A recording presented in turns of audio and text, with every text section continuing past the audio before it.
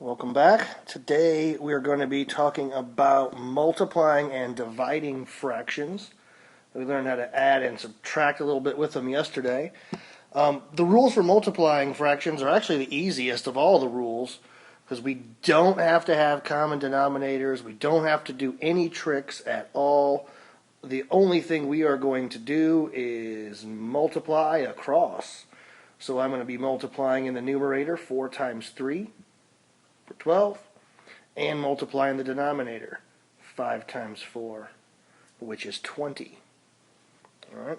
And then at that point, I need to reduce my fraction.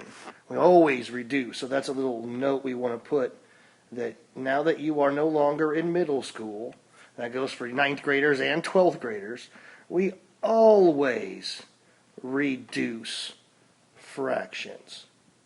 Always. 100% of the time. Always. All right, so I have to figure out what number will go into 12 and 20. So I can divide both of those by 4. So I'll divide the top number by 4 and the bottom number by 4, even though I can't seem to write correctly. So I'll be dividing both numbers by 4. And I'll end up with 3/5.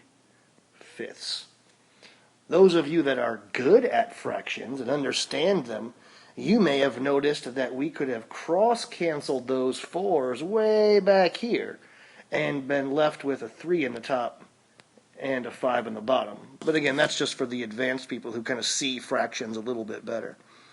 All right, but so the key is 2 steps. Multiply across and then reduce. Always reduce. All right, now for divide, it's a little bit more tricky, but there are some tricks to help you remember. The official thing for us to do is to do what's called multiply by the reciprocal. And a lot of people don't use the word reciprocal very much in the real world, so most kids don't remember it. So instead, their teacher may have said, keep, change, flip. That's probably what you heard in middle school. But really what they were trying to say was multiply by the reciprocal. All right, and what that means is you're going to change the problem from being divide to being multiply. And you're going to multiply by the reciprocal. So after the multiply sign, this fraction gets flipped upside down. That's what a reciprocal is. A reciprocal is when you take the fraction and you reverse the numerator and denominator. Now we made it look like multiply, which is much easier because dividing something by a fraction is terrible. Or it doesn't work well. All right, so now that we got multiply, we can go back to the rules we just learned. Multiply across, 3 times 7, 5 times 4, and then reduce.